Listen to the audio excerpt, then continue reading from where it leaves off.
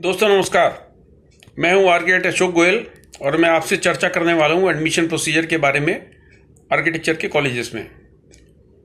देखिए, इस बार मामला बहुत सरल हो गया है। कुछ कॉलेज एडमिशन देंगे नाटा के स्कोर पे, कुछ कॉलेज एडमिशन देंगे जेई पेपर 2 के स्कोर पे। और सबसे ज़्यादा ज़रूरी ये हो गया है कि जो कॉलेज जेई पेपर 2 के स्कोर पे एडमिशन देंगे उन कॉलेजेस में भी आपको प्रवेश लेने के लिए नाटा क्वालिफाई करना जरूरी है। यहाँ तक बात बड़ी सरल है। ठीक, अब सिस्टम ये है कि काफ़ी सारे कॉलेजेस जो पिछले सालों तक भी जेई पेपर 2 के बेसिस पे एडमिशन लेते थे, जैसे एसपीए हो गए, एनआईटी हो गए, जामिया हुआ और इस तरह के कई और सरकारी कॉलेज थे जो जेई पेपर 2 के बेसिस पे एडमिशन देते थे, वो अभी भी जेई पेपर 2 के बेसिस पे ही आपको प्रवेश देंगे आर्किटेक्चर कॉलेजेस में।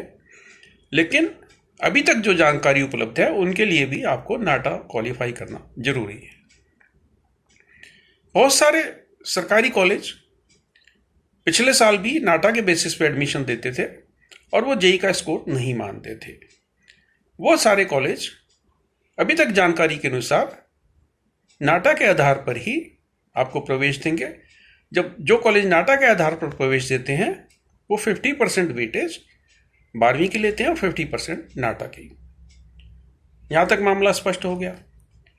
ढेर सारे सेल्फ फाइनेंसिंग कॉलेजेस हैं जो अलग अलग राज्यों में हैं। ये सारे कॉलेज पिछले सालों तक भी नाटा के आधार पर भी एडमिशन देते थे और जेई पेपर 2 के आधार पर भी, और किसी प्रकार की कोई छात्रों को कठिनाई नहीं आती थी, क्योंकि इन सेल्फ फाइनेंसिंग यानी प्राइवेट कॉलेजेस में सीटें बहुत सारी हैं, कोई सीटों की कमी नहीं है। कुछ राज्यों में प्राइवेट कॉलेजों का भी अच्छी प्रतिष्ठा है, वहां पर मेरिट लिस्टें बनाई जाती हैं और उसके आधार पर प्रवेश मिलता है।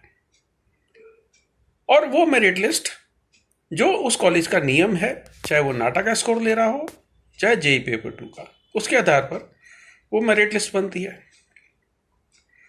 अब इस साल से इस तरह का कोई उल जलूल सिस्टम नहीं रह गया कि नाटा का इक्विवेलेंट स्कोर जेई के लिए निकाला जाएगा, जेई का इक्विवेलेंट स्कोर नाटा के लिए निकाला जाएगा, उसका जोड़ घटा ये होगा, ऐसे घटाना है ऐसे बढ़ाना है, कुछ नहीं है। मैं देख रहा था यूट्यूब पे कई विद्वान बैठे हैं, दुनिया भर की कैलकुलेशन समझा रहे हैं आधा घंटा लगा के। उसमें अपना दिमाग मत खराब करें। इस प्रकार का कोई जोड़ घटा नहीं आपको करना है। आप अगर आर्किटेक्चर कॉलेज में प्रवेश लेने के इच्छुक हैं, आपको मात्र इतना करना है कि जिस भी कॉलेज में आप प्रवेश लेने के इच्छुक हैं उसकी प्रक्रिया समझ लीजिए। जो कॉलेज जोसा के अंडर आते हैं उसकी प्रक्रिया जोसा के थ्रू आपका एडमिशन होगा।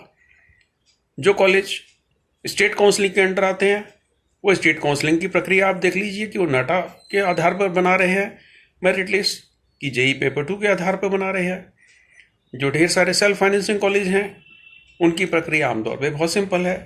उनको नए नियमों के अनुसार नाटा के नंबर चाहिए, यानी नाटा क्वालिफाइड चाहिए, और उनके पास ढेरों सीटें हैं।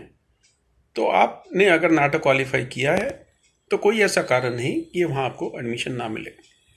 किसी प्रकार का जोड़ घटा मत कीजिए, अपनी खोपड़ी मत खराब कीजिए कि नाटा का इक्विवेलेंट क्या है, जेई का इक्विवेलेंट क्या है, कैसे इनको जोड़ना है, कैसे घटाना है। आपको कुछ नहीं करना है। आपके पास आपके नाटा के नंबर हैं, आपके पास आपके 12वीं के नंबर हैं, जेई के नंबर उपलब्ध हो जाएंगे। जेई पेपर 2 का जो पहले इम्तहान हुआ था उसके नंबर आपके पास उपलब्ध हैं।